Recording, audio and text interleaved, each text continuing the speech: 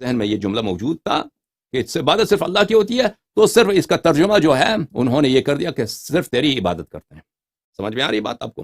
اور جب یہ جملے کا ترجمہ عبادت صرف تیری ہی کرتے ہیں، یا کہ نستعین میں جو پہنچ گئے اس کا ترجمہ تو اسی کی کاپی کر دی کہ صرف تجھ ہی سے مدد مانگتے ہیں. سمجھ؟ حالانکہ اغلب کے نزدیک یہ نہیں ہے.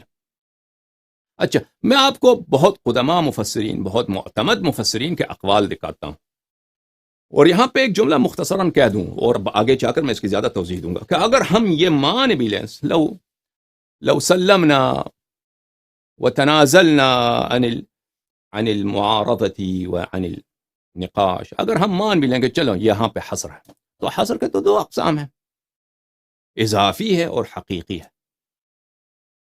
کوئی ضروری نہیں ہے کہ یہاں پہ ہر حصر حقیقی ہو. وما محمد الا رسول قد خلت من قبلہ الرسل صلی اللہ علیہ وسلم، صلی اللہ علیہ وآلہ وسلم، صلی اللہ علیہ وآلہ وسلم حبیب صلی اللہ علیہ وآلہ وسلم صرف رسول ہیں، صرف رسول ہیں. اس رسول کے علاوہ اور بھی بہت ہیں. وہ صدیقہ طاہرہ سلام اللہ علیہ کے باپ ہیں، وہ عبداللہ ابن عبد المطلب کے فرزند نورعین ہیں، سلام اللہ علیہما وآلہما، اللہم صلی علی محمد وآل محمد. وہ جناب آمنہ سلام اللہ علیہا کے نور دعین ہیں، ٹھیک ہے نا. وہ عربی ہیں، وہ قرشی ہیں، بہت سارے ان کے اوصاف ہیں، صرف رسول تو نہیں ہے. دیکھیں نا. لیکن یہاں پہ حصر اضافی ہے، حصر حقیقی تو نہیں ہے. مثلا لا فتح الا علی سلام من اللہ علیہ ولا سیف الا ذوالفقار، ذوالفقار کے علاوہ کوئی تلوار ہی نہیں ہے.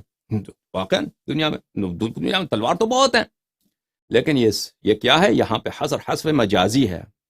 یعنی دوسرے دو تلوار ان کا اسلام کا کوئی خدمت نہیں کی نا، جو تلوار لے کے بھاگ گئے صحابہ اکرام جو تلوار لے کے کبھی کسی کافر کا کبھی وار ہی نہیں کیا. دکھائیں آپ مجھے تاریخ میں کہ ابو بکر نے کوئی وار کیا ہو، ابو عمر کی کوئی شجاعت دکھائیں، عثمان کی کوئی دکھائیں نا بھائی. تاریخ ہم آپ کتب آپ کے، مغازی آپ کے دکھائیں کہ انہوں نے کسی جنگ میں، فرار تو ہم آپ کو دکھا سکتے ہیں بہت سارے، آپ کے اپنے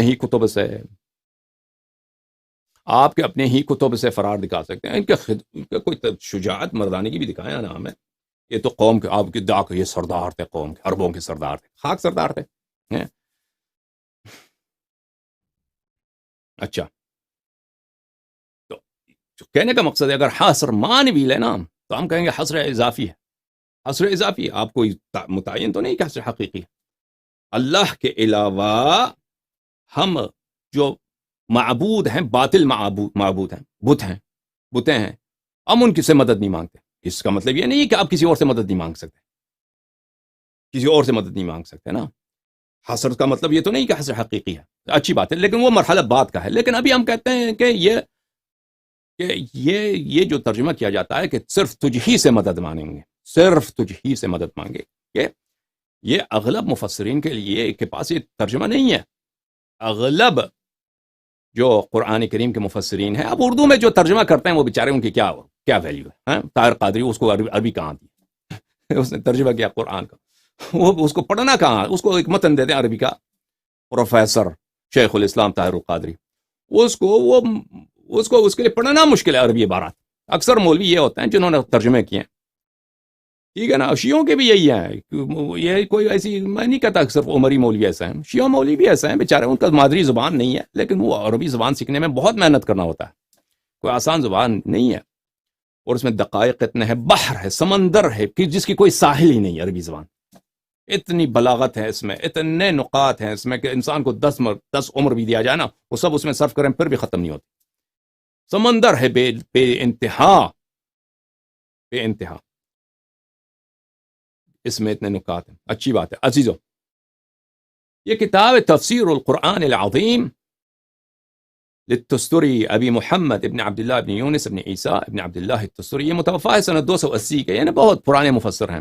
جماعت مخالفین کے صفحہ 283 کے ہجری کے یہ وفات ہیں. دار الحرم قاہرہ میں یہ کتاب چھپی ہے. یہاں پہ ایاک نعبد صفحہ نمبر 86 میں ایاک نعبد کا وہ تفسیر کرتے ہیں. ای نعبد عبادت کا میاں کیا مطلب ہے؟ نخضع و نذل. اما خضوع اور ذلت، عبادت کا کیا مطلب ہے ان کے نزدیک؟ خضوع اور ذلت. اور اعتراف بالربوبیت، اعتراف ربوبیت یہ ہے عبادت۔ وَنُوَحِّدُكَ وَنَخْدِمُكَ، اور ہم ایک مانتے ہیں اور آپ کی خدمت کرتے ہیں، یہ عبادت کے معنی ہیں۔ وَمِنْهُ اشْتُقَّ اسم للعبد، نعبدو سے مشتق عبد، وَإِيَّاكَ نَسْتَعِينُ، اور تجھ سے مدد مانگتے ہیں، اَيْ عَلَى مَا كَلَّفْتَنَا بِمَا هُوَ إِلَيْكَ، یعنی جو آپ نے تکلیف ہمیں دی ہے، جو واجبات آپ نے جو ہم سے مطالبے کیے ہیں، ڈیمانڈ کیا، ہم اس سے آپ کی مدد مانگتے ہیں، لیکن اس میں کہاں ہے کہ صرف آپ سے مدد مانگتے ہیں، اس میں یہ کوئی جملہ نہیں ہے۔ وَإِلَيْكَ الْمَشِيَّةُ وَالْإِرَادَةُ فِيهِ، کیونکہ یہ لوگ کیا ہیں، یہ لوگ مجبرہ ہیں، جماعت عمریہ سب مجبرہ ہیں، سب جبر کے قائل ہیں، چاہے ماتوریدی ہوں، چاہے دیوبندی ہوں، چاہے بریلوی ہوں، چاہے اللہ آپ کا بھلا کرے اشعری ہوں، چاہے اہل حدیث ہوں، سلفی ہوں، وہابی ہوں، حنبلی ہوں، یہ سب مجبرہ ہیں۔ اس میں ایک جماعت ہے جو مجبری نہیں، وہ کون ہے؟ شیعوں جیسا قول ہے، وہ معتزلہ۔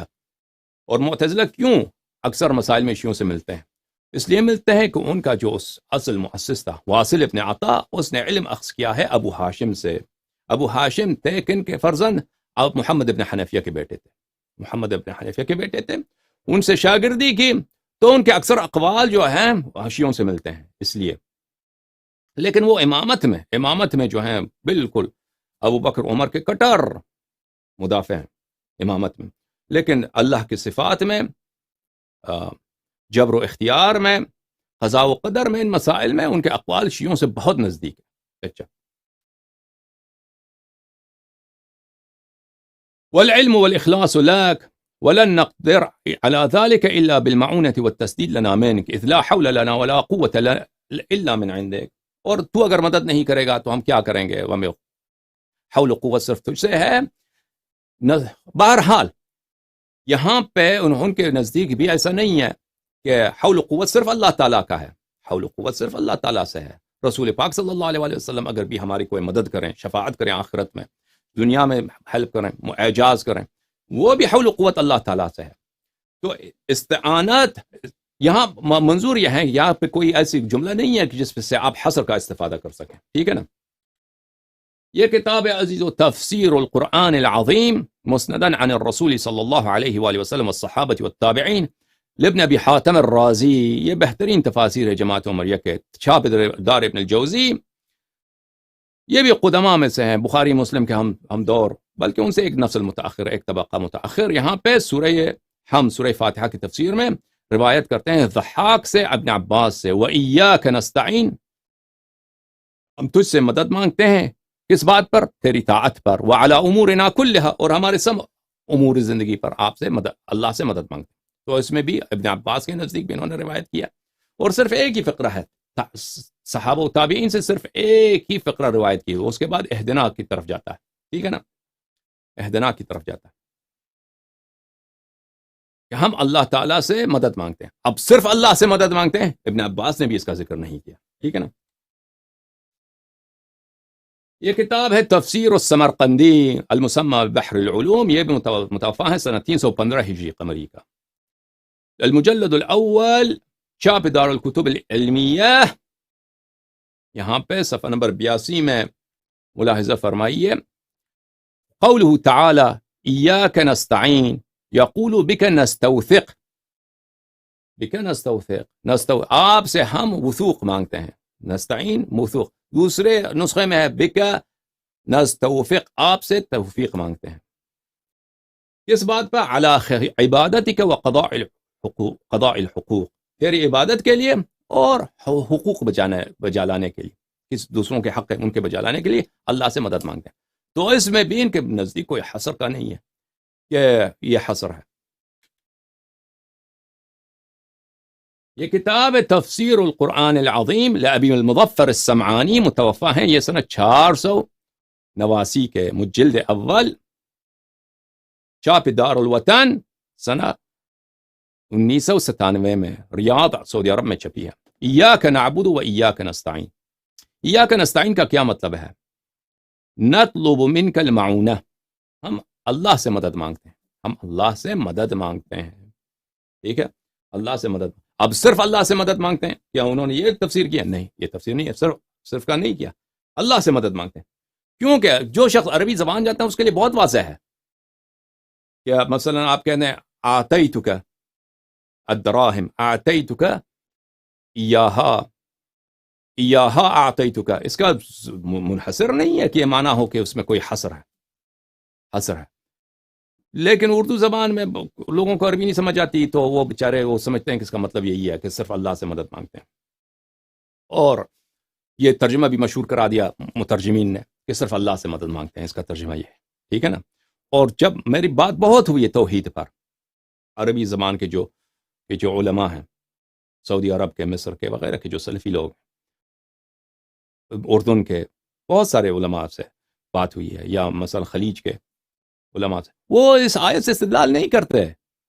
وہ دوسرے آیت لے کے ان الذین تدعون من دون اللہ عباد امثالکم، اس طرح کی آیات سے وہ استدلال کرتے ہیں. اس آیت سے استدلال مجھے یاد نہیں پڑتا کہ کسی نے استدلال کی ہوئی ایاک نستعین سے. اچھا، وَأَمَّا قَوْلُهُ ایاک نستعین، اب یہ کہ فرماتے ہیں سمعانی صاحب کہ دیکھیں ایاک نعبد و ایاک نستعین، کہتے ہیں کہ لفظ ایاک کو تکرار کیوں کیا؟ ایاک نعبد و نستعین کہتا ہے نا، ایاک نعبد و نستعین بولتا ہے، تکرار کیوں کیا؟ اس کا جواب دیتے ہیں انما کررہ لانہ لو اقتصر على قوله ایاک نعبد و نستعین لیعلم انہ المعبود و انہ المستعان. فرماتے ہیں کہ اگر اللہ تعالیٰ یہ فرماتا ایاک نعبد و نستعین، اس سے بھی یہی پتہ چلتا کہ اللہ کی عبادت کرتے ہیں اور اللہ سے ہم مدد مانگتے ہیں، اس کا یہی مطلب ہوتا ہے. وعلى ان العرب قد تتكلم بمثل هذا، اور عرب اس طرح بات کرتے ہیں کہ لفظ ایاک کا وہ تکرار کو ضروری نہیں سمجھتے، لیکن یہ ہے وقد يدخل الكلام تجديدا وتفخيما وتعظيما. یہ اس طرح ہوتا ہے کہ ہم لفظ ایاک کو، اس طرح کے موارد کو ہم تکرار کرتے ہیں تفخیم کے لیے، اہمیت بتانے کے لیے، تعظیم کے لیے، اس مورد کی عظمت بیان کرنے کے لیے. ایاک نعبد، تو بڑا عظیم ہے، تیری عبادت کرتے ہیں، تو بڑا عظیم ہے، تو اس سے مدد مانگتے ہیں. تو اس میں جو تکرار ہے وہ کس لیے؟ تفخیم، تعظیم کے لیے. ولا يعد ذلك عیبا، اور یہ عربی زبان میں کوئی عیب نہیں ہے کہ اس طرح کے موارد کو آپ تکرار کریں. کما تقول العرب، عرب اس طرح کہتے ہیں. دیکھیں لفظ بین، مثلا کہتے ہیں کہ هذا المال بین زید و بین عمر، یہ مال زید اور عمر کے درمیان ہے. بین زید و عمر، هذا المال بین زید و عمر، وان كان يفيد قولهم المال بین زید و عمر. اگر لفظ بین کا دوبارہ تکرار نہ ہوتا، المال بین زید و عمر، کہتے ہیں کہ مال زید اور عمر کے درمیان ہے. تکرار کر دو، مال جو ہے زید کے درمیان اور عمر کے درمیان ہے. لفظ بین، لفظ درمیان کو تکرار کیا، تو اس سے کیا ہوتا ہے؟ اس سے اہمیت بڑھ جاتی ہے. اس طرح ایک طرح سے اہمیت ہوتی ہے کہ ان دونوں کے واقعا درمیان ہے. ٹھیک ہے نا. اس طرح سے وہ یہ لفظ ایاک کا کیوں انہوں نے آیت شریفہ میں تکرار ہوا ہے. اچھا، تفسیر البغوی المجلد الاول، چھاپ دار طیبہ، صفحہ 1409 میں سعودی عرب میں کتاب چھپی ہے، ایاک نعبد، ایاک نعبد. اچھا، یہ صفحہ کون سا بھائی؟ صفحہ ہے 53 پہ، جلد 1 صفحہ 53. اچھا، نعبد کا کیا مطلب ہے؟ نوحدک، ہم آپ کی توحید کے قائل ہیں، نطیعک خاضعین، اور تیری اطاعت کرتے ہیں، تیرے لیے خضوع کرتے ہیں. یہ ہے عبادت کا معنی. اچھا، وَإِيَّاكَ نَسْتَعِينُ کا کیا مطلب ہے؟ اس میں کیا کوئی حصر ہے؟ نطلب منك المعونة على عبادتك وعلى جميع امورنا. نستعین کا مطلب ہے کہ ہم تجھ سے مدد مانگتے ہیں تیری عبادت کے لیے اور تمام امور زندگی کے لیے، تمام امور حیات کے لیے تجھ سے معونہ، مدد، اون، ہیلپ مانگتے ہیں. اس میں کوئی حصر ہے؟ ان کے نزدیک بھی کوئی حصر نہیں ہے. صرف یہ نستعین، ایاک نستعین کا مطلب تجھ سے مدد مانگتے ہیں، تجھ ہی سے مدد مانگتے ہیں. یہ ان کے نزدیک تفسیر نہیں ہے. سمجھ میں آ رہی بات آپ کو؟ اور یہ میں جو آپ کو دکھا رہا ہوں یہ بہت عظیم مفسرین ہیں، یہ بلند پایے کے مفسرین ہیں، یعنی اسلامی کتب میں میرے عزیزوں تحقیق جب آپ کرتے ہیں جتنا آپ پیچھے چلے جائیں اتنا ہی آپ کو جو ہے مواد علمی نکات زیادہ ملیں گے، جتنا پیچھے جائیں گے۔ ویسٹرن سائنسز میں یہ ہے کہ جتنا آپ عصر حاضر کے قریب ہوں گے ان کے تحقیقات بہتر ہوتی جاتی ہیں۔ ویسٹرن کتب میں آپ جتنا کتاب جدید ہوگا، محقق جتنا معاصر ہوگا، قریب العہد ہوگا آپ سے، اتنے ان کے کتب اچھے ہوتے ہیں۔ مثلا آپ بایولوجی کی کوئی کتاب لے لیں، فزکس کا کوئی کتاب لے لیں، جیوگرافی کا کوئی کتاب لے لیں، ٹھیک ہے، کیمسٹری کا کوئی کتاب لے لیں، تو جتنا نیا کتاب ہوگا اتنا ہی اس میں تحقیقات مطالب بہتر ہوں گے، اور جتنے پرانے پیچھے چلے جائیں گے اس میں تحقیق کم ہوں گے۔ اسلامی کتب میں اس کے برعکس ہے، کیونکہ جتنے علماء نئے آتے ہیں وہ زیادہ سے زیادہ نکمے ہوتے ہیں، ٹھیک ہے نا، بکواسیات زیادہ ہوتا ہے ان کے کلام میں، اور جتنے پیچھے جائیں گے اتنے ہی مطالب ان کا اعتبار زیادہ ہوتا ہے، کیونکہ صدیوں گزر گئے ہیں، ان کی بات جو ہے ان کی بات اپنی اصالت پہ رہی ہے، ٹھیک ہے نا۔ الجامع لاحکام القرآن الجزء الاول، تفسیر القرطبی، تو قرطبی صاحب کی تفسیر جزء اول میں۔ اچھا، اس کتاب کا اردو میں ترجمہ بھی ہو چکا ہے، ہم متن بھی دکھائیں گے عربی زبان کے اور ترجمہ بھی دکھائیں گے، اور دیکھیں آپ کے ترجمہ کرنے والوں نے پھر بھی وہی خطا کیا ہے کہ جب قرطبی صاحب خود تفسیر کرتے ہیں اس میں کوئی حصر نہیں ہے، لیکن ترجمہ کرنے والے اس میں حصر ڈال دیتے ہیں، کیونکہ ان کے ذہن میں ہوتا ہے نا وہ شائع ہو چکا ہے جو معنی کہ ہم صرف تیری سے مدد مانگتے ہیں، حالانکہ متن میں یہ نہیں ہے۔ الجامع لاحکام القرآن الجزء الاول، چھاپ قاہرہ۔ یہاں پہ دیکھیے وَإِيَّاكَ نَسْتَعِينُ، اچھا مسئلہ کون سا ہے؟ مسئلہ الثالثہ والعشرون، صفحہ کون سا ہے بھائی؟ صفحہ نمبر 145، ثالثہ والعشرون، مسئلہ نمبر 23۔ یہاں پر وَإِيَّاكَ نَسْتَعِينُ کا کیا مطلب ہے؟ أي نطلب العون والتأييد والتوفيق،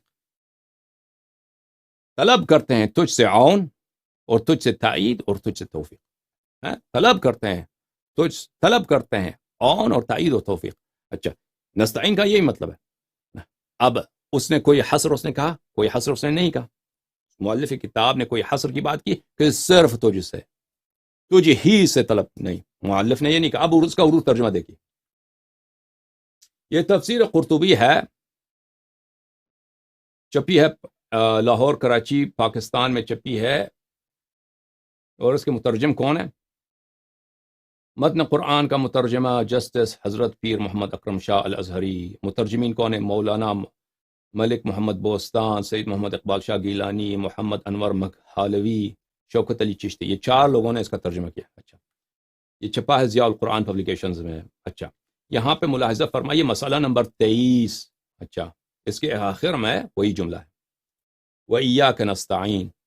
ایاک نستعین کا کیا ہے؟ یعنی ہم تجھ سے ہی مدد، تائید اور توفیق طلب کرتے ہیں۔ دیکھیں لفظ ہی اس نے ڈال دیا، 4 مولوی نے ترجمہ کیا، اس کے باوجود یہ لوگ جو ہیں انہوں نے عربی متن سے انہوں نے موافقت نہیں کی، بلکہ اس میں اپنے جیب سے کچھ اضافہ کیا۔ کیوں؟ آمدن شاید نہیں کیا ہو، کیونکہ ان کے ذہن میں یہی کہ اس آیت کا ترجمہ یہی ہے کہ اس میں حصر ہے، کیونکہ اردو زبان میں اتنا شائع ہو چکا ہے اس آیت کا ترجمہ کہ صرف مدد تجھ سے لیتے ہیں، ٹھیک ہے نا، کوئی اور معنی کسی کے ذہن میں نہیں آتا، حالانکہ اس کا آیت کا ترجمہ یہ نہیں ہے، حصر اس میں نہیں ہے، مدد ہم صرف تجھ سے لیتے ہیں، ٹھیک ہے۔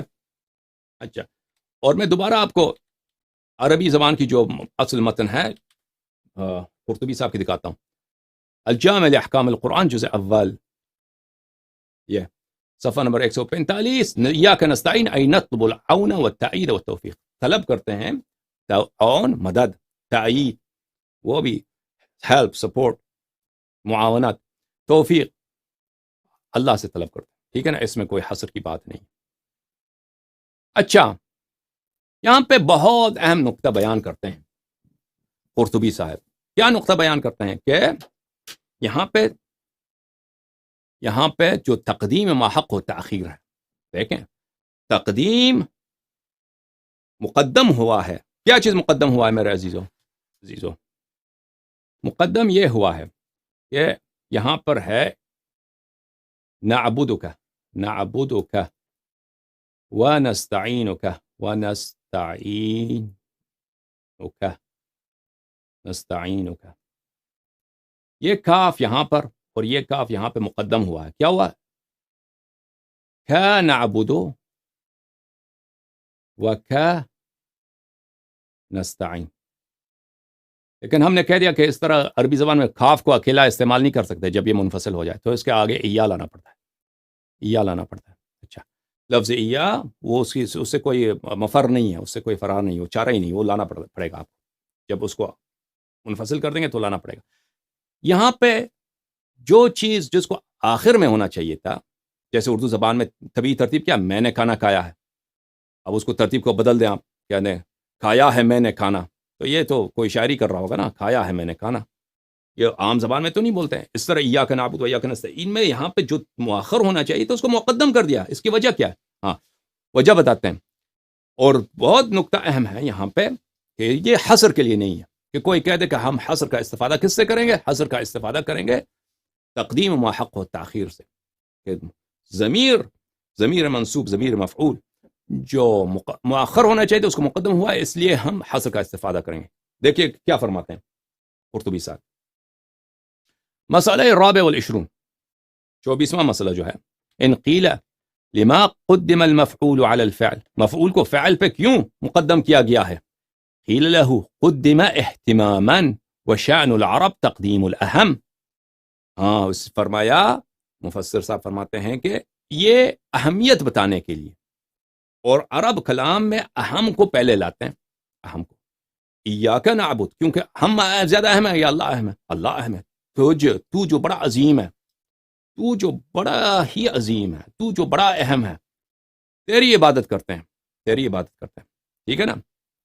یہ اہمیت بتانے کے لیے، نہ یہ کہ صرف تیری عبادت کرتے ہیں. نہیں، یہاں پہ حصر، ہم تقدیم سے حصر کا استفادہ نہیں کرتے، یہاں پہ اہمیت کا استفادہ کرتے ہیں. ایاک نستعین، صرف تجھ سے عبادت تجھ سے مدد مانگتے ہیں. نہیں، ترجمہ یہ نہیں. تو جو بڑا عظیم ہے، تیری اہمیت ہے، تیری بڑی شان ہے، اس کی اہمیت بتانے کے لیے کہ مدد کرنے والا اللہ تعالیٰ ہے، اللہ تعالیٰ سے مدد لیتے ہیں. وہ جو مدد کرنے والی ذات ہے، بڑا اہم ہے، بڑا عظیم ہے، بڑا مفخم ہے، بڑا معظم ہے، تو اس کے لیے ہم مقدم کر دیں گے. سمجھ میں آ رہی بات آپ کو؟ کہنے کا مقصد یہ ہے عزیزو، ایاک نعبد و ایاک نستعین، اس میں نہ لفظ کو یہ ہے، لفظ ادات حصر کے لیے، اور ہیئت جو ہے، یہ ہیئت بھی متعین نہیں ہے کہ اس کے صرف حصر بتانے کے لیے معین ہو. سمجھ میں آ رہی نا بات آپ کو؟ اگر کوئی مان بھی لیں تو حصر اضافی ہوگا، حصر حقیقی نہیں. نستعین کے متعلق یذکر، کہا جاتا ہے کہ ایک اعرابی نے دوسرے اعرابی کو کیا کیا ہے؟ اس کو گالی دی. فاعرض المسبوب عنہ، جو گالی سننے والا تھا اس نے اعراض کیا، اس نے نظر انداز کر دیا. تو گالی دینے والے نے کہا ایاک اعنی، گالی دینے والے نے کیا کیا؟ مقدم کیا. تجھے میں گالی دے رہا ہوں، میرا مقصود تو ہی ہے، مخاطب تو ہی ہے. یعنی یہ اس میں اہمیت ہے، اس میں اہمیت ہے کہ میں جو گالی دے رہا ہوں آپ کو دے رہا ہوں. آپ جو اتنے بنے پھر رہے ہیں، آپ کو میں گالی دے رہا ہوں کیونکہ مخاطب میں اہمیت ہے. مخاطب اپنے آپ کو بڑا آدمی سمجھتا ہے، اور اس کو گالی دینا بڑی بات ہے، تو میں آپ کو گالی دے رہا ہوں. ٹھیک ہے نا؟ تو فقال له الاخر وعنك اعرض، تو مخاطب نے کہا، مخاطب نے جو گالی سننے والا تھا اس نے کہا کہ تجھ سے میں اعراض کرتا ہوں. اس نے بھی بات تقدیم کر دی. یعنی تو جو بڑا اپنے آپ کو بڑا آدمی سمجھتا ہے، بڑا دلیر سمجھتا ہے کہ میں گالی دینے والا ہوں، تو میں بھی تجھے نظر انداز کر رہا ہوں. ٹھیک ہے نا؟ فقدم الاہم، دونوں گالی دینے والے اور گالی سننے والے دونوں نے اہم کو، نہ کہ حصر کی بات ہو رہا کو انہوں نے مقدم کیا. وأيضا لأن لا يتقدم ذكر العبد والعبادة على المعبود. اس لیے ایاک نعبد و ایاک نستعین، لفظ ایاک کو مقدم رکھا گیا ہے کیونکہ ایاک ضمیر جو ہے کس کی طرف پلٹتا ہے؟ اللہ کی طرف. تو شان یہ کہ اللہ کا ذکر، معبود کا ذکر، عابد کے ذکر، بندے کے ذکر سے مقدم ہو، اس لیے ادب کے لیے اس کا ذکر. یعنی اس کے نزدیک کوئی حصر کی بات نہیں ہے. یہ قرطبی کوئی چھوٹا آدمی نہیں ہے، یہ کلام میں، تفسیر میں، حدیث میں، یہ طراز اول کے علماء میں اس کا شمار ہوتا ہے۔ فلا يجوز نعبدك ونستعينك، کہتا ہے کہ ادب کا تقاضا یہ نہیں ہے کہ آپ کہتے ہیں نعبدك ونستعينك کہ اللہ کا ذکر بندے کے ذکر کے بعد آئے، اور یہ بھی درست نہیں ہے نعبد اياك ونستعين اياك فيقدم الفعل على كناية المفعول وانما يتبع لفظ القرآن۔ اچھی بات۔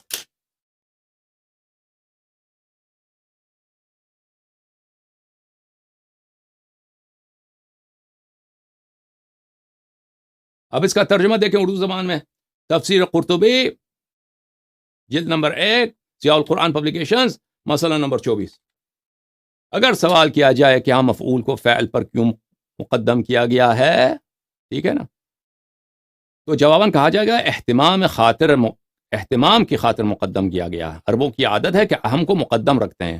ذکر کیا جاتا ہے کہ بدو نے دوسری بدو کو گالی دی، تو جس کو گالی دی گئی ہے اس نے گالی دینے والے سے اعراض کیا، گالی دینے والے نے کہا ایاک عنی، میری مراد تو ہی ہے۔ یہ پھر انہوں نے کیا کیا، عربی ترجمہ کرنے والے کو نہیں آتی صحیح ترجمہ کرنا، اس نے کہا کہ وہی اہتمام کے لیے، اس نے حصر کا ذکر نہیں کیا، پھر بھی انہوں نے حصر ہی لگا دیا اس میں۔ دوسرے نے کہا وعن کا عارض، میں تجھ ہی سے اعراض کرتا ہوں۔ دونوں نے اہم کو مقدم رکھ کیا، یعنی یہ حصر کے لیے نہیں ہے، اہمیت کے لیے۔ اسی طرح بندے اور عبادت کو معبود پر مقدم نہیں کیا گیا، بس نعبدک ونستعینک الی آخر۔ اچھی بات ہے میرے عزیزو، ٹھیک ہے نا۔ یہ کتاب ہے البحر المحیط فی تفسیر القرآن الکریم لابن حیان الاندلسی، الجزء الاول، چاپ دار الفکر۔ یہ بھی اہم تفاسیر میں سے ایک تفسیر ہے، چاپ بیروت لبنان، ٹھیک ہے۔ یہاں پر نستعین کا مطلب کیا ہے؟ صفحہ نمبر 41 میں مفسر صاحب فرماتے ہیں نستعین کا کیا مطلب ہے؟ الاستعانہ، مدد لینا، طلب العون، عون یعنی مدد، ہیلپ، مانگنا، والطلب احد معانی استفعلہ، استفعال، باب استفعال میں جاتے ہیں تو اس کے کئی معنی ہیں، کہتے ہیں 12 12 معنی ہیں باب استفعال کے، اس میں سے ایک معنی طلب کے۔ اعانہ اس نے مدد کی، استعانہ اس نے مدد کی طلب کی، ٹھیک ہے نا۔ نستعینو ہم مدد کی طلب کرتے ہیں، مدد کی طلب، تو اس کا مطلب ہے طلب کرنا۔ اچھا، پھر آگے جا کر وہ فرماتے ہیں صفحہ نمبر 42 میں، ملاحظہ فرمائی، بہت اہم فقرہ ہے۔ صفحہ نمبر کون سا ہے؟ 42۔ کتاب کون سا ہے؟ تفسیر ابن حیان الاندلسی۔ ایاک مفعول مقدم، ٹھیک ہے، ایاک نعبد و ایاک نستعین۔ ایاک کیا ہے؟ مفعول مقدم ہے، مفعول مؤخر نہیں، مفعول مقدم ہے، اس کو تقدیم کیا گیا ہے۔ والزمخشری یزعم، زمخشری کا یہ گمان ہے، یہ وہم ہے، انه لا يقدم على العامل الا للتخصيص۔ زمخشری کا یہ، اس کا اجتہاد یہ ہے، اس کا فتویٰ یہ ہے، اس کا وہم و گمان یہ ہے کہ جب مؤخر کو مقدم کیا جاتا ہے تو یہ ایک ہی کام کے لیے ہوتا ہے، ایک ہی غرض کے لیے، وہ کیا ہوتا ہے؟ تخصیص کے لیے۔ اچھا، تو زمخشری کے نزدیک اس آیت کا ترجمہ کیا ہوگا؟ زمخشری کے نزدیک، وہ بھی اہل اعتزال میں سے، معتزلہ میں سے، فَكَأَنَّهُ مَا نَعْبُدُ إِلَّا إِيَّاكَ، زمخشری کے نزدیک آیت کا ترجمہ یہ ہے مَا نَعْبُدُ إِلَّا إِيَّاكَ، کہ ہم عبادت صرف تیری ہی کرتے ہیں، تیرے سوا کسی کی عبادت نہیں کرتے۔ وَإِيَّاكَ نَسْتَعِينُ، صرف تجھ سے مدد مانگتے ہیں، کسی اور سے مدد نہیں مانگتے۔ تو زمخشری کا یہ موقف ہے، کیا یہ موقف صحیح ہے آپ کے نزدیک؟ ابن حیان، آپ ہمیں بتائیے۔ ابن حیان فرماتے ہیں وَقَدْ تَقَدَّمَ الرَّدُّ عَلَيْهِ فِي تَقْدِيرِ بسم اللہ اتلو، بسملہ کے تفسیر میں، بسم اللہ الرحمن الرحیم کے تفسیر میں ہم نے اس کو وہاں پہ جواب دے دیا زمخشری کی، یہ کوئی معین نہیں ہے کہ تقدیم ما حق و تاخیر وہ ہمیشہ کیا ہو، وہ کس کے لیے آتا ہو، وہ حصر کے لیے آتا ہو۔ وَذَكَرْنَا نَصَّ سِيبَوَيْهِ هُنَاك، اور ہم نے سیبوئی جو نحات کے اور ادبا کے امام ہیں، سب سے بڑے نحوی، ان سب کے شیخ، ان سب کے بڑے عالم کون ہیں؟ سیبوئی، بلا شک و بلا رائے، خود وہ فارس کے ہیں، سیبوئی کے ہیں، ٹھیک ہے نا، شیراز کے ہیں، لیکن وہ عربیت کے علوم میں سب سے آگے، اور یہ ادبا مولوی لوگ یہ جانتے ہیں۔ اچھا، تقدیم کس لیے؟ فالتقدیم عندنا انما هو للاعتناء والاہتمام بالمفعول۔ تو تقدیم کا مطلب کیا ہے؟ تقدیم کا افادہ کیا ہے؟ بتائیے، معنی کیا ہے تقدیم کا؟ فرماتے ہیں ہمارے نزدیک یہاں پہ ایاک نعبد، یہ اختصاص کے لیے نہیں ہے، یہ اعتناء اور اہتمام، یعنی اس کی عظمت بتانے کے لیے، عظمت بتانے کے لیے اس کو مقدم رکھا گیا ہے. سمجھ میں آ رہی ہے نا بات؟ آپ کو عظمت بتانے کے لیے بیان کیا گیا، یہ اختصاص کے لیے نہیں ہے، قصر کے لیے نہیں. اچھا، سیبویہ نے کیا فرمایا میرے عزیزوں؟ ملاحظہ فرمائیں، یہ الکتاب سیبویہ کے ہیں، کتاب سیبویہ ابی بشر عمرو بن عثمان بن قنبر، متوفى سنہ 180. بلے انح النحات، جو سب نحویوں کے شیخ ہیں، سب نحویوں کے وہ علامہ ہیں، سب عربیت کے علوم کے، ان کے پائے کا کوئی ادبا میں کوئی اس میں ایسا عالم نہیں ہے. سیبویہ سب لوگ، مولوی لوگ جانتے ہیں اس بات کو. اچھا، جزء اول چھاپ ہے مکتبۃ الخانجی بالقاہرہ، مصر کی یہ چھپی ہوئی کتاب ہے. اچھا، صفحہ نمبر 80. هذا باب ما يكون الاسم مبنيا على الفعل. اگر مبنيا سے اس کا یہ اس کے عبارات بھی پڑھنا مشکل ہے، کیونکہ اس کی عربی جو ہے اصطلاحات قائم ہونے سے پہلے انہوں نے یہ کتاب لکھی ہے. مبنيا على الفعل، اسم مبنی علی الفعل ہو، اسم مبنی علی الفعل یعنی اسم کو مقدم کیا جائے، اسم کو آپ فعل سے پہلے ذکر کریں. جیسے ایاکا اسم ہے بھائی، عربی زبان ضمائر اسماء میں سے، معارف میں سے، ٹھیک ہے. او اخرا، یا اس کو مقدم رکھیں یا مؤخر کریں تو وہ کیا ہوتا ہے، اس کا نتیجہ کیا نکلتا ہے؟ اذا بنیت الاسم علیہ،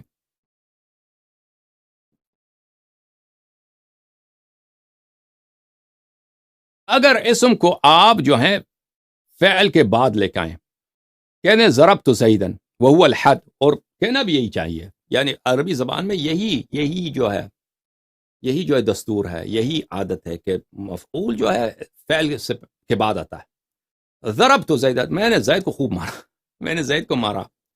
بلے اکلت الطعام، میں نے طعام کھایا، میں نے کھانا کھایا، ٹھیک ہے نا. تو یہ صحیح یہی ہے. لأنك تريد أن تعمله وتحمل عليه الاسم، کیونکہ آپ چاہتے ہیں کہ یہ فعل اس پہ عمل کرے، اس کو نصب دے دے. اب نصب دینا یہ طالب علم جانتے ہیں، اور اسم کا اس سے ربط ہو فعل سے. اچھا، كما كان الحد ضرب زید عمرا، جیسے کہ اب ضرب زید نے عمرو کو مارا، اس میں بھی یہی کہیں گے کہ جو ہے مفعول فعل کے بعد آتا ہے، فاعل کے بعد آتا ہے. وَإِن قَدَّمْتَ الْإِسْمَ فَهُوَ عَرَبِيٌّ جَيِّد، اگر کوئی شخص مفعول کو فعل پر مقدم رکھے، مفعول کو زیدن ضربتو، جیسے ایاک نعبد و ایاک نستعین، ہم نے مقدم رکھا ہے مفعول. اب میرے عزیزوں، میں آپ سے معذرت چاہتا ہوں کہ میں آپ کو یہ اتنے ٹیکنیکل چیزیں بتاتا ہوں، لیکن اس کے سوا چارہ نہیں ہے. اس کے سوا کہ میں آپ کو ٹیکنیکل چیزیں بتاؤں، آیت کی تفسیر کرنا اگر میں صرف ادعا کروں بھائی یہ اس طرح ہے، اس طرح نہیں ہے، اور میں یہ ٹیکنیکل چیزیں اور ٹیکنیکل ٹیکسٹس آپ کو نہ دکھاؤں تو یہ تو آپ کو پتہ ہے، یہ عمری جو مولوی ہیں، سلفی مولوی ہیں، ان کے تو دین ایمان ہے ہی نہیں، وہ کہیں گے شیعہ جھوٹ بول رہا ہے، ٹھیک ہے نا. تو یہ کتاب دکھانا، آپ کا وقت لینا، اتنا اپنا وقت لینا، یہ سب آپ کو نکال کے اس کو سب کو استخراج کر کے آپ کو دکھاتے ہیں، اس لیے دکھاتے ہیں کہ یہ ان کا منہ جو ہے کالا ہو جائے، ان کا بک بک بند ہو جائے. یہ شرم تو ان کو کبھی نہیں آئے گی نا، شرم تو یہ تو کبھی نہیں آئے گی، یہ شرم ہے ہی نہیں ان کی فطرت میں. لیکن یہ بھائی ان کو پتہ چل جائے ان کا جو موقف ہے وہ جہل پہ مبتنی ایک موقف ہے، کہ کہتے ہیں اس آیت کا صرف ترجمہ یہی ہے، ٹھیک ہے نا. اچھا، اگر کوئی اسم کو مقدم رکھے فعل پر وہ عربی جید، یہ بھی صحیح عربی ہے.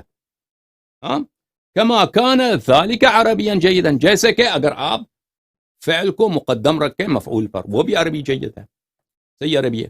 وذالک قولک زید ضربتو، ہم نے زیدن ضربتو، زید کو مقدم رکھا ضربتو پر. یہ کس لیے ہوتا ہے؟ یہ کیا اختصاص کے لیے کہ ہم نے مؤخر کو مقدم کر دیا.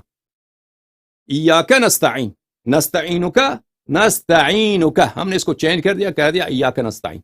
تو کیا یہ اختصاص کے لیے ہے، تخصیص کے لیے، حصر قصر کے لیے ہے، منحصر کرنے کے لیے؟ فرماتے ہیں سیبویہ اس کا مطلب کیا؟ والاہتمام، اس کا مطلب ہے اہمیت بتانے کے لیے. والعنایہ، عنایہ کس مطلب میں؟ میرے لیے بہت اہم ہے، میری بڑی عنایت ہے، میری بڑی توجہ ہے اس مطلب سے، اس کے لیے، اس کے بیان کرنے کے لیے. مثلہ فی بلکہ یہ کہتے ہیں کہ فی تقدیم و تاخیر سوا، بلکہ یہ کہتے ہیں کہ تقدیم و تاخیر سے اہمیت اور عنایت بھی اس میں فرق نہیں پڑتا. سیبوی کا یہ موقف ہے کہ عنایت اس سے نہیں چینج نہیں ہوتا، اس سے اہتمام وہ بھی نہیں چینج ہوتا. نہ صرف یہ اختصاص کے لیے نہیں ہے، بلکہ دونوں میں عنایت اور اہتمام ایک جیسا ہے. زیدن ضربتو یا ضربتو زیدن، دونوں میں ایک جیسا ہے. مثلہ ضرب زید عمرا وضرب عمرو زید. اچھا. ومثل ذلك قوله جل ثناؤه وأما ثمود فهديناهم وأما ثمود فهديناهم وأما ونوحا هديناه. اس میں کوئی حصر نہیں ہے، ٹھیک ہے نا. اچھا بسم اللہ کے متعلق، بسم اللہ کے متعلق وہاں پہ زمخشری پہ ابن حیان نے کیا رد کیا تھا، اس کو آپ کو دکھاتے ہیں. یہ کتاب ہے البحر المحیط فی التفسیر، چاپ دار الفکر، جزء اول. یہاں پہ صفحہ نمبر 29 میں بسم اللہ الرحمن الرحیم کے تفسیر میں بسم اللہ کس لیے ہے؟ بسم اللہ استعانت کے لیے. بسم اللہ البا فی البسم اللہ للاستعانت. نحو کتبت بالقلم، میں نے قلم کے ساتھ یعنی قلم کی مدد سے میں نے لکھا ہے. کتبت بالقلم، یہی با استعانت ہے. بسم اللہ، اللہ کے اسم سے مدد لے کر میں شروع کرتا ہوں، میں پڑھتا ہوں، میں گانا کرتا ہوں، میں تلاوت کرتا ہوں، جو بھی آپ کام کر رہے ہیں. بسم اللہ الرحمن الرحیم، با جو بسم اللہ ہے، با بسم اللہ، یہ کس لیے کہتے ہیں؟ یہ استعانت کے لیے. اچھا. وقدرہ الزمخشری فعلا غیر بدأت وجعلہ متأخرا. زمخشری کے نزدیک کہتے ہیں کہ آپ اس میں بدأتو نہیں کہہ سکتے. یہاں پہ جو مقدر فعل ہے وہ بدأتو ہے، کہ میں آغاز کرتا ہوں اللہ کے اسم کی مدد سے. یہ وہ کہتے ہیں بدأتو یہاں پہ نہیں ہے. اور ہے مثلا اتلو ہے، میں تلاوت کرتا ہوں، میں اقرا، میں پڑھتا ہوں، اس طرح کا. اور وہ بھی اس کو مؤخر رکھنا پڑے گا، مقدم نہیں رکھنا پڑے گا، کیونکہ اگر آپ نے مقدم رکھا تو اس میں حصر آ جائے گا. اقرأو بسم اللہ الرحمن الرحیم، اللہ کے نام کی مدد سے میں تلاوت کرتا ہوں. زمخشری کہے گا یہ غلط ہے. اقرأو آپ نہیں کہہ سکتے، شروع ابتدا نہیں کر، مقدم نہیں رکھ سکتے. اب اس طرح کا بسم اللہ اقرأو، بسم اللہ الرحمن الرحیم اقرأ، بسم اللہ الرحمن الرحیم اتلو، یعنی فعل کو مؤخر رکھا جائے گا، مقدم نہیں رکھا جائے گا. مقدم رکھیں گے تو حصر آ جائے گا کہ صرف میں جو پڑھتا ہوں تو صرف اللہ کے، دوسرے کاموں میں اللہ کے نام سے مدد نہیں لیتا. ٹھیک ہے نا. اچھا. زمخشری کیا فرماتے ہیں؟ تقدیر ہو بسم اللہ اقرأ و اتلو، اذ الذي يجي بعد التسمیہ مقروء، کیونکہ تسمیہ کے بعد جو آپ آتا ہے وہ آپ قرآن الحمدللہ رب العالمین الرحمن الرحیم مالک یوم الدین وہ پڑھے، تلاوت والی چیزیں ہیں، تو اس لیے اقرا یا تلاوت کی جو ہے وہ تقدیر میں رکھنا پڑے گا. والتقدیم علی العامل عنده یوجب الاختصاص وليس كما زعم.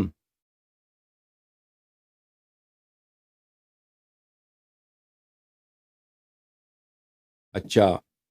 والتقدیم علی العامل عنده یوجب الاختصاص، اگر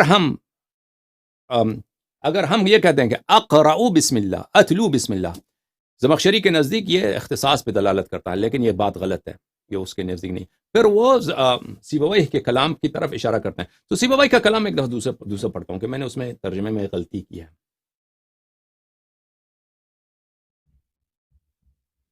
اس کی وجہ یہ ہے کہ یہاں پہ کاما جو چھاپنے والے نے کاما غلط جگہ پہ لگا دیا. کاما یہاں پہ ہونا چاہیے، کاما یہ ہونا چاہیے. والعنایت والاہتمام والعنایہ فی التقدیم والتاخیر سواء مثلہ فی ضرب زید عمرا وضرب عمرا زید. ٹھیک ہے. سیبویہ کا وہی کلام ہے میرے عزیزوں کہ ایک کاما کی وجہ سے مطلب بدل گیا، کاما غلط جگہ پہ لگا دیا. میں دوبارہ پڑھاؤں تو پتہ چل گیا. سیبویہ کا کلام یہ ہے کہ اگر آپ کہتے ہیں کہ زیدن ضربتو زیدن، جب مقدم رکھا گیا مفعول کو تو اس میں اہتمام کس میں ہے؟ عنایت کس میں ہے؟ عنایت و اہتمام تقدیم کی وجہ سے ہے. ٹھیک ہے نا. اس میں برابری نہیں ہے. اس میں کہ اگر آپ کہیں ضربتو زیدن و زیدن ضربتو، یہ دونوں ایک جیسے نہیں ہیں. میں نے زید کو مارا، میں نے زید کو مارا میں نے زید کو. عربی زبان میں یہ کہیں یہ دونوں ایک جیسے نہیں ہیں. اگر مقدم رکھیں گے تو اس میں اہتمام ہے، اس میں عنایت ہے، اس میں اہمیت بتانے کی والی کی بات ہے. اچھی بات. اچھا میرے عزیزو، ملاحظہ فرمائیے، کتاب ہے المثل. ایک منٹ، کتاب نہیں آ رہا.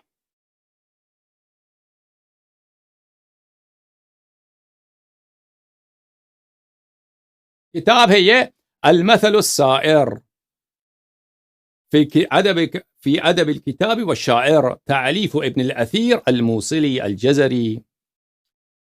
لا الہ الا اللہ. ایک منٹ، کتاب جو ہے صحیح نہیں آ رہا.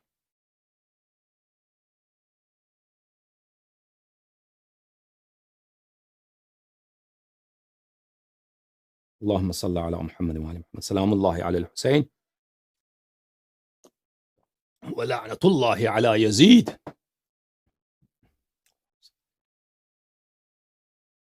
المثل السائر، ابن الأثیر الجزری کے کتاب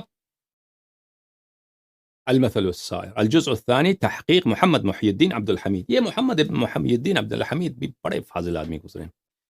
یہ الازہر کے استاد میں عربیت کے استاد تھے اور فقہ کے بھی استاد تھے. ان کی وفات ہے سنہ 1954 کی، مجھے لگتا ہے اس طرح 1950 کی دہائی میں ان کی وفات ہے. بہت زبردست عالم گزرے، بہت ساری مشکل کتابوں کا اور اہم کتابوں کو انہوں نے بہت زبردست تحقیق کیا.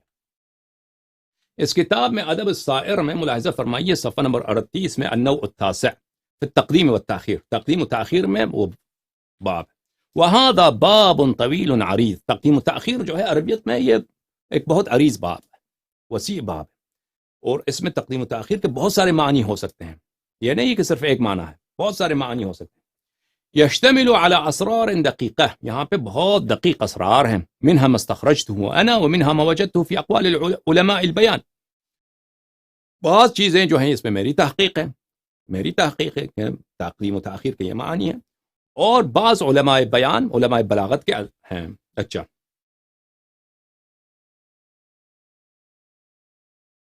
وضربان الاول يختص بدلالة الالفاظ على المعانی. کہتے ہیں کہ تقدیم و تاخیر کے دو طرح کے ہیں. ایک یہ ہے کہ اگر آپ مقدم کریں، مؤخر کر دیں، اس کو ترتیب بدل دیں تو الفاظ کے معنی بدل جاتے ہیں، اس سے میں کام نہیں ہے. اچھا، دوسری قسم کیا ہے؟ الوجہ الثانی یختص بنظم الکلام. دوسری جو ہے وہ اس کا مخصوص ہے نظم کلام سے، کلام کی ترتیب سے. کلام معنی نہیں بدلتا، لیکن اس سے کلام جو ہے معنی میں اختلال پیدا نہیں ہوتا، معنی خراب نہیں ہوتا، لیکن وہ نظم کلام سے ایک معنی خوبصورت بن جاتا ہے. معنی بدلتا نہیں ہے، ایک الفاظ اس ترتیب بدل دیں گے شعر میں یا کسی مناسبت میں تو اس سے جو ہے کلام خوبصورت بن جاتا ہے. کلام میں جو ہے وہ کیا کہیں، بورڈم، خستگی، اور جو ہے کیا کہیں گے اس کو اردو زبان میں، ایسی کہ اس میں خوبصورتی نہ ہو، حسن نہ ہو، وہ اس سے ختم ہو جاتا ہے ترتیب بدل جانے سے. ٹھیک ہے نا؟ مثلا ایاک نعبد و ایاک نستعین، کلام جو ہے ایاک نعبد و ایاک نستعین. وقد ذکر الزمخشری فی تفسیرہ ان التقدیم فی هذا الموضع قصد به الاختصاص. زمخشری صاحب کا فرمائش یہ ہے، زمخشری بہت بڑے ادیب گزرے ہیں، ان کی کتاب ہے تفسیر الکشاف ہے، اس کے علاوہ بہت ساری دوسری کتابیں ہیں، اور علم نسب میں بھی بہت بڑے عالم گزرے ہیں. اچھا، زمخشری صاحب نے فرمایا ہے، کیا یہ مجھے لگتا ہے یہ سنہ 5ویں صدی کا عالم گزرے ہیں زمخشری، ابھی جو مجھے یاد پڑتا ہے.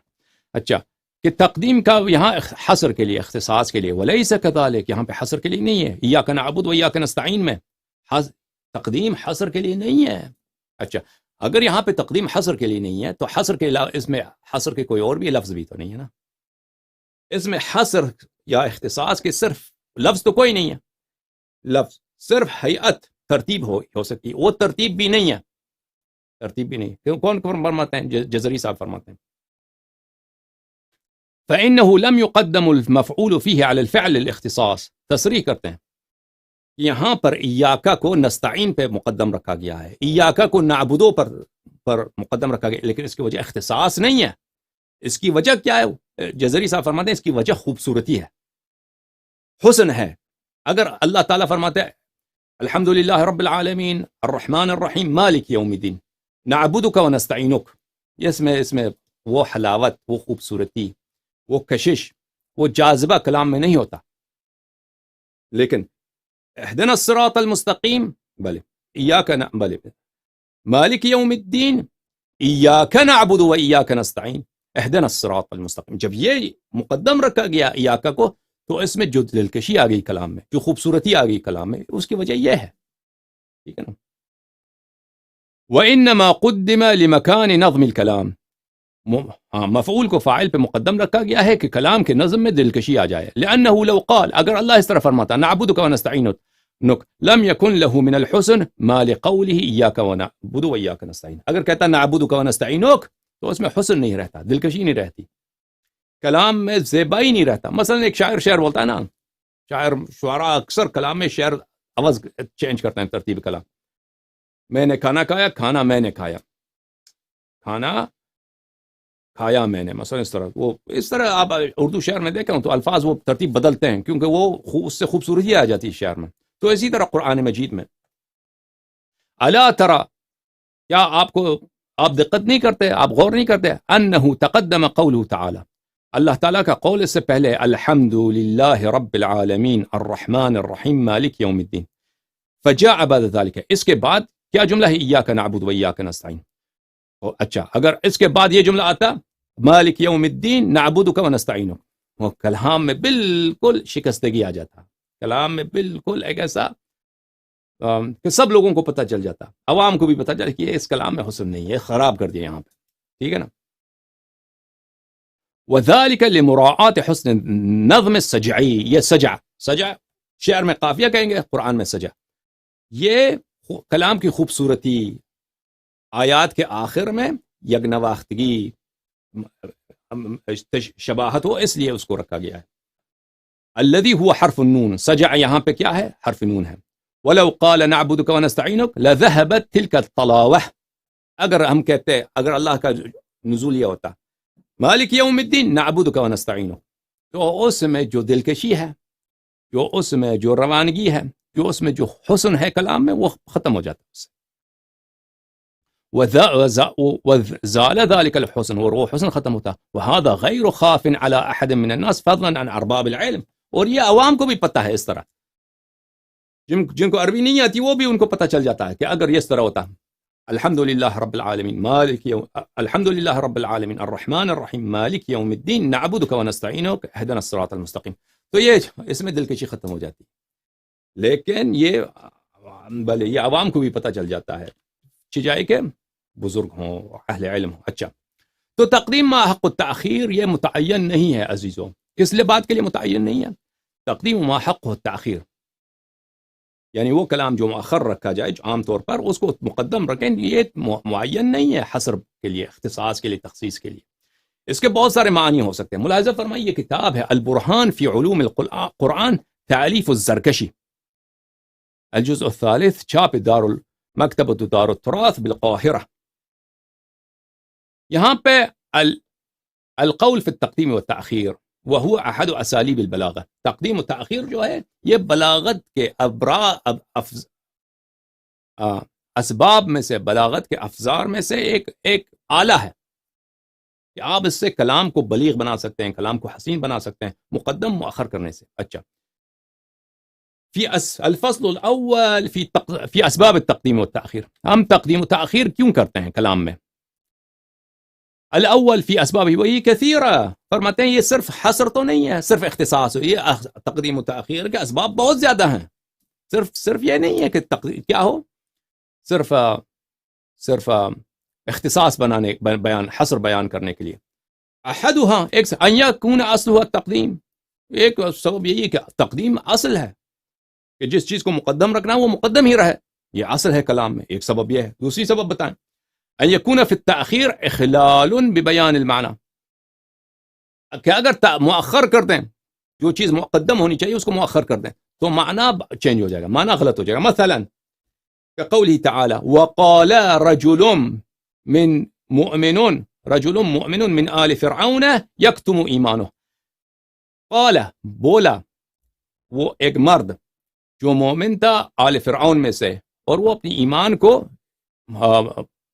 چھپاتا تھا. اب من آل فرعون کو، من آل فرعون، اس کو اگر ہم مؤخر کر دیں یہاں پہ لائیں، یہاں پہ ڈال دیں اس کو، ٹھیک ہے نا. قال رجل مؤمن یکتم ایمانہ من آل فرعون، یہ معنی چینج ہو جائے گا. ایک جو اصلی ترتیب ہے قرآن میں اس کا ترجمہ کیا ہے؟ اس کا ایک شخص جو آل فرعون میں سے تھا، مومن تھا، وہ اپنا ایمان چھپاتا تھا، اس نے بولا.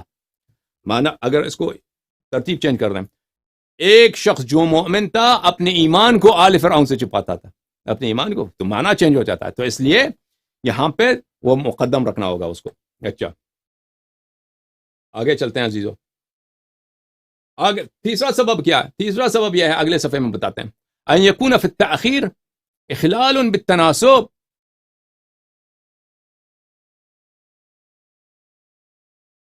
یہاں پہ کلام کی خوبصورتی، کلام کی تناسب، کلام کی سجع میں وہ اس میں چینج ہو جاتا ہے اگر آپ مقدم مؤخر کو مقدم مؤخر نہ کر دیں. مثلا یہاں پہ ان کنتم ایاہ تعبدون، بلے ان کنتم ایاہ تعبدون، ان کنتم تعبدون ایاہ اگر کہہ دیں تو اس میں سجع خراب ہو جائے گا، خراب ہو جائے گا. اس طرح اور بہت سارے مثالیں دیتے ہیں. اچھا الرابع، چوتھا کیا ہے؟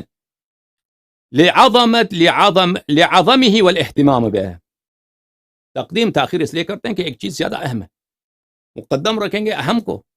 ایاک، آپ نے دیکھا بہت سارے مفسرین کا یہی قول ہے کہ ایاک کو ایاک نعبد و ایاک نستعین، کیونکہ اللہ اہم ہے، اس کی اہمیت معبود کا ذکر عبد سے پہلے ہو، اس لیے ان کو مقدم رکھا گیا، عظمت بیان کرنے کے لیے، حصر کے لیے نہیں ہے.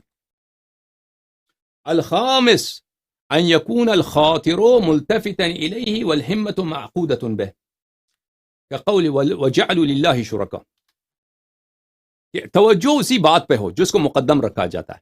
وجعلوا للہ شرکاء، وجعلوا شرکاء للہ،